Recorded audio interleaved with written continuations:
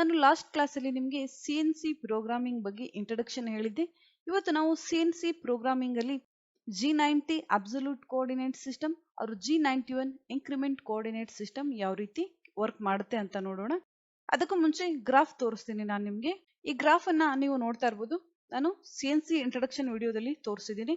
ಇದು ನಮ್ಮ 0 ಪಾಯಿಂಟ್ ಆದ್ರೆ ನಾವು ಈ ಕಡೆ ಹೋದ್ರೆ +x +y ಅವ್ರು -x -y ಇದು ಗ್ರಾಫ್ ಅಲ್ಲಿ ಈ ರೀತಿ ನಾವು ಕ್ಯಾಲ್ಕುಲೇಟ್ ಮಾಡ್ತೀವಿ. ಈಗ ನಾನು ನಿಮ್ಗೆ ಸ್ಮಾಲ್ ಡ್ರಾಯಿಂಗ್ ಗಳ ಮುಖಾಂತರ ತೋರಿಸ್ತೀನಿ G90 ಮತ್ತೆ G91 ಅನ್ನ ನಾವು ಯಾವ ರೀತಿ ಕ್ಯಾಲ್ಕುಲೇಟ್ ಮಾಡ್ತೀವಿ ಅಂತ.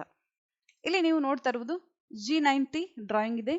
ಇಲ್ಲಿ XY ಇದನ್ನ XY ನಾವು ಗ್ರಾಫ್ ಅಲ್ಲಿ ಬರಿತೀವಿ, ಆದ್ರೆ ಪ್ರೋಗ್ರಾಮಿಂಗ್ ಅಲ್ಲಿ ನಾವು ಬರಿಬೇಕಾದ್ರೆ Z ಮತ್ತೆ X ಅಲ್ಲಿ ಬರಿತೀವಿ.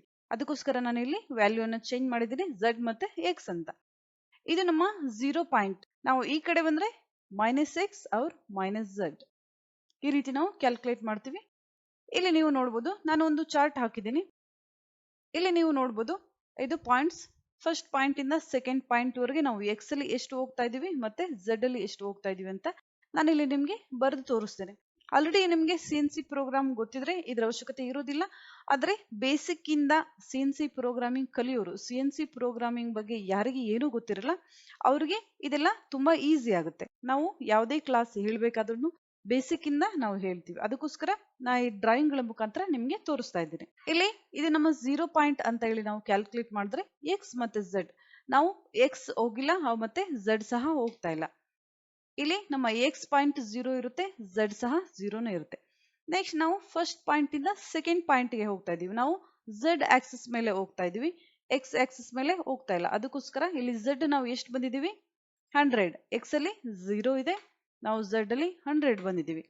ನೆಕ್ಸ್ಟ್ ಇಲ್ಲಿ x ನಾವು ಸೆಕೆಂಡ್ ಪಾಯಿಂಟ್ ಇಂದ ಥರ್ಡ್ ಪಾಯಿಂಟ್ ಅಲ್ಲಿ x ಆಕ್ಸಿಸ್ ಮೇಲೆ ಹೋಗ್ತಾ ಇದೀವಿ 50, ಮತ್ತೆ ನಾವು z ಅಲ್ಲಿ ಆಲ್ರೆಡಿ 100 ಇದ್ದೀವಿ. ನೆಕ್ಸ್ಟ್ ಥರ್ಡ್ ಪಾಯಿಂಟ್ ಇಂದ ಫೋರ್ತ್ ಪಾಯಿಂಟ್ x ಅಲ್ಲಿ ಆಲ್ರೆಡಿ ನಾವು 50 ಬಂದಿದ್ದೀವಿ. ನೆಕ್ಸ್ಟ್ z ಅಲ್ಲಿ 0, ಯಾಕಂದ್ರೆ ಥರ್ಡ್ ಪಾಯಿಂಟ್ ಇಂದ ಫೋರ್ತ್ ಪಾಯಿಂಟ್ ಹೋದ್ರೆ ಇಲ್ಲಿ 100 ಇದೆ, ಆದ್ರೆ ಇಲ್ಲಿಂದ ಇಲ್ಲಿ ಹೋದಾಗ 0 ಆಗುತ್ತೆ. ಅದಕ್ಕೋಸ್ಕರ ಇಲ್ಲಿ 0 ಪಾಯಿಂಟ್. ನೆಕ್ಸ್ಟ್ ಫೋರ್ತ್ ಇಂದ ಫಸ್ಟ್ ಪಾಯಿಂಟ್ ಗೆ ರಿಟರ್ನ್ ಬಂದ್ರೆ x 0 ಮತ್ತೆ z 0 ಆಗುತ್ತೆ. ಹಾಗಾದ್ರೆ ನಾವು ನೋಡೋಣ ಇದೇ ಡ್ರಾಯಿಂಗ್ G91 ಅಲ್ಲಿ ಯಾವ ರೀತಿ ಕ್ಯಾಲ್ಕುಲೇಟ್ ಮಾಡ್ತೀವಿ ಅಂತ. ನಾನು ಹೇಳಿದ್ದೆ G91 ಅಲ್ಲಿ ಫಸ್ಟ್ ಪಾಯಿಂಟ್ ಇಂದ ಸೆಕೆಂಡ್ ಪಾಯಿಂಟ್ ವರೆಗೆ ನಾವು ಕೌಂಟ್ ಮಾಡ್ತೀವಿ. ಸೆಕೆಂಡ್ ಪಾಯಿಂಟ್ ಅಲ್ಲಿ ಬಂದಾಗ ಪ್ರೆಸೆಂಟ್ ಪಾಯಿಂಟ್ ಇಂದ ನೆಕ್ಸ್ಟ್ ಪಾಯಿಂಟ್ ವರೆಗೆ ಮಾತ್ರ ಕೌಂಟ್ ಮಾಡ್ತೀವಿ. ಥರ್ಡ್ ಪಾಯಿಂಟ್ ಗೆ ಬಂದಾಗ present point to next point. ನಮ್ಗೆ ಪ್ರತಿ ಪಾಯಿಂಟ್ ಸಹ ಸ್ಟಾರ್ಟಿಂಗ್ ಪಾಯಿಂಟ್ ಆಗಿರುತ್ತೆ 0 ಪಾಯಿಂಟ್. ಓಕೆನಾ? ಸರಿ, ಹಾಗಾದ್ರೆ ಇಲ್ಲಿ ನೋಡಿ ಇದು ನಮ್ಮ 0 ಪಾಯಿಂಟ್. ಈಗ ನಾವು ಇಲ್ಲಿದ್ದೀವಿ +z +x -z -x. ಇಲ್ಲಿ 0 ಪಾಯಿಂಟ್ ಇರೋದ್ರಿಂದ x 0 ಮತ್ತೆ z 0. ನೆಕ್ಸ್ಟ್ ನಾವು ಇದು 0 ಪಾಯಿಂಟ್ ಆಗಿರೋದ್ರಿಂದ ನಾವು +z ಕಡೆಗೆ ಹೋಗ್ತಾ ಇದ್ದೀವಿ, x ಕಡೆಗೆ ಹೋಗ್ತಾ ಇಲ್ಲ. ಅದಕ್ಕೋಸ್ಕರ ಇಲ್ಲಿ x 0 ಆಗುತ್ತೆ, z 100 ಹೋಗ್ತಾ ಇದೀವಿ. ಇಲ್ಲಿಂದ ನಾವು ಇಲ್ಲಿಗೆ ಬಂದ ನಂತರ ಸೆಕೆಂಡ್ ಪಾಯಿಂಟ್ ನಮ್ಗೆ 0 ಪಾಯಿಂಟ್ ಆಗುತ್ತೆ. ಆಗ ನಾವು x ಗೆ 50 ಹೋಗ್ತಾ ಇದೀವಿ, x ಆಕ್ಸಿಸ್ ಮೇಲೆ 50 ಹೋಗ್ತಾ ಇದೀವಿ. ನೆಕ್ಸ್ಟ್ z ಇದು ನಮ್ಗೆ 0 ಪಾಯಿಂಟ್ ಆಗಿರೋದ್ರಿಂದ ಸ್ಟಾರ್ಟಿಂಗ್ ಪಾಯಿಂಟ್ ನಾವು ಈ ಕಡೆಗೆ ಹೋಗ್ತಾ ಇಲ್ಲ, ಈ ಕಡೆಗೂ ಹೋಗ್ತಾ ಇಲ್ಲ. ಅದಕ್ಕೋಸ್ಕರ ಇಲ್ಲಿ z ಪಾಯಿಂಟ್ 0 ಆಗುತ್ತೆ. ನೆಕ್ಸ್ಟ್ ಇಲ್ಲಿ ನಾವೀಗ ಥರ್ಡ್ ಪಾಯಿಂಟ್ ಅಲ್ಲಿ ಇದೀವಿ, ಥರ್ಡ್ ಪಾಯಿಂಟ್ ಇಂದ ಫೋರ್ತ್ ಪಾಯಿಂಟ್ ಗೆ ಹೋಗ್ತಾ ಇದೀವಿ. ಇದು ನಮ್ಮ 0 ಪಾಯಿಂಟ್ ಆಗಿರೋದ್ರಿಂದ ಈ ಕಡೆ ನಾವು ಹೋದಾಗ ಇಲ್ಲಿ x ಮೇಲೆ ನಾವು ಹೋಗ್ತಾ ಇಲ್ಲ, x ನಮ್ಗೆ 0 ಇರುತ್ತೆ, ನಾವು z ಮೇಲೆ ಹೋಗ್ತಾ ಇದೀವಿ. ಇದು ನಮ್ಮ ಸ್ಟಾರ್ಟಿಂಗ್ ಪಾಯಿಂಟ್. ಅಂದ್ರೆ ಈ ಕಡೆ ಹೋದ್ರೆ -z +z +x -x, ಆದ್ರಿಂದ ಇದು -100 ಆಗುತ್ತೆ. ನೆಕ್ಸ್ಟ್ ಇದು ನಮ್ಮ 0 ಪಾಯಿಂಟ್ ಫೋರ್ತ್. ನಾವೀಗ ಫೋರ್ತ್ ಪಾಯಿಂಟ್ ಅಲ್ಲಿ ಇದೀವಿ. ಇದು ನಮ್ಮ ಸ್ಟಾರ್ಟಿಂಗ್ ಪಾಯಿಂಟ್ 0 ಪಾಯಿಂಟ್ ಆದ್ರೆ ನಾವಿಲ್ಲಿ -x ಗೆ ಬರ್ತಾ ಇದೀವಿ. ಮೇಲೆ ಹೋದ್ರೆ +x +z -z -x ನಾವು 50 ಬರ್ತಾ ಇದೀವಿ. ಇಲ್ಲಿ -50, ಇಲ್ಲಿ 0, ಯಾಕಂದ್ರೆ ನಾವು ಈ ಕಡೆಗೂ +z ಹೋಗ್ತಾ ಇಲ್ಲ, -z ಹೋಗ್ತಾ ಇಲ್ಲ, -x ಅಲ್ಲಿ ಬರ್ತಾ ಇದೀವಿ. ಅದಕ್ಕೋಸ್ಕರ ಇಲ್ಲಿ -50 ಆಗುತ್ತೆ. ಇದು ನಿಮ್ಗೆ ಅರ್ಥ ಆಗಿದೆ ಅನ್ಕೊಂಡಿನಿ. ನೀವು ಈ ರೀತಿ ಚಿಕ್ಕ ಚಿಕ್ಕ ಡ್ರಾಯಿಂಗ್ ಗಳನ್ನ ಹಾಕೊಂಡು ವ್ಯಾಲ್ಯೂ ಅನ್ನ ಚೇಂಜ್ ಮಾಡ್ಕೊಂಡು ಪ್ರಾಕ್ಟೀಸ್ ಮಾಡಿ. ನಿಮ್ಗೆ ಯಾವುದೇ ಡೌಟ್ ಇದ್ರೆ ಕಮೆಂಟ್ ಸೆಕ್ಷನ್ ಅಲ್ಲಿ ಕೇಳ್ಬೋದು. ನೆಕ್ಸ್ಟ್ ಇನ್ನೊಂದು ಡ್ರಾಯಿಂಗ್ ನೋಡೋಣ. ಇದು ನಮ್ಮ ಸೆಕೆಂಡ್ ಡ್ರಾಯಿಂಗ್. ಇಲ್ಲಿ ನೀವು ನೋಡ್ತಾ ಇರೋದು G90 ಇಲ್ಲಿ ಯಾವ ರೀತಿ ಕ್ಯಾಲ್ಕುಲೇಟ್ ಆಗುತ್ತೆ ಅಂತ ನೋಡೋಣ. ಇದು ನಮ್ಮ starting point plus Z plus X minus Z minus X. ಇದು ನಮ್ಮ 0 ಪಾಯಿಂಟ್ ಸ್ಟಾರ್ಟಿಂಗ್ ಪಾಯಿಂಟ್ ಆಗಿರೋದ್ರಿಂದ x0 z0. Next first point ಇಂದ ನಾವು ಸೆಕೆಂಡ್ ಪಾಯಿಂಟ್ ಮೇಲೆ Z ಅಲ್ಲಿ ಹೋಗ್ತಾ ಇದೀವಿ. Z ಆಕ್ಸಿಸ್ ಮೇಲೆ ನಾವು 23 ಹೋಗ್ತಾ ಇದೀವಿ. X ಅಲ್ಲಿ ಹೋಗ್ತಾ ಇಲ್ಲ, ಅದಕ್ಕೋಸ್ಕರ x0 Z ನಾವು 23 ಹೋಗ್ತಾ ಇದೀವಿ. ನೆಕ್ಸ್ಟ್ ಫಸ್ಟ್ ಪಾಯಿಂಟ್ ಇಂದ ಸೆಕೆಂಡ್ ಪಾಯಿಂಟ್ ಬಂದಾಯ್ತು. ನೆಕ್ಸ್ಟ್ ಸೆಕೆಂಡ್ ಪಾಯಿಂಟ್ ಇಂದ ಥರ್ಡ್ ಪಾಯಿಂಟ್ ಅಲ್ಲಿ ನಾವು X ಅಲ್ಲಿ ಹೋಗ್ತಾ ಇದೀವಿ. X ಅಲ್ಲಿ 42. ನಾವು ಆಲ್ರೆಡಿ Z ಅಲ್ಲಿ 23 ಇರೋದ್ರಿಂದ 23 ವ್ಯಾಲ್ಯೂನ ನಾವು ಇಲ್ಲಿ ಬರೀಬೇಕಾಗುತ್ತೆ. ನೆಕ್ಸ್ಟ್ ಥರ್ಡ್ ಪಾಯಿಂಟ್ ಇಂದ ನಾವು ಫೋರ್ತ್ ಪಾಯಿಂಟ್ಗೆ ಆಲ್ರೆಡಿ X ಅಲ್ಲಿ ನಾವು 42 ಇರೋದ್ರಿಂದ ಇಲ್ಲಿ 42 ಬರೀಬೇಕಾಗುತ್ತೆ. ನೆಕ್ಸ್ಟ್ ಇಲ್ಲಿ ಥರ್ಡ್ ಇಂದ ಫೋರ್ತ್ ನಾವು X ಹೋಗ್ತಾ ಇರೋದ್ರಿಂದ ಥರ್ಡ್ ಪಾಯಿಂಟ್ ಇಂದ ಫೋರ್ತ್ ಪಾಯಿಂಟ್ ನಾವು Z ಆಕ್ಸಿಸ್ ಅಲ್ಲಿ ಹೋಗ್ತಾ ಇರೋದ್ರಿಂದ ಇಲ್ಲಿ Z0 ಆಗುತ್ತೆ.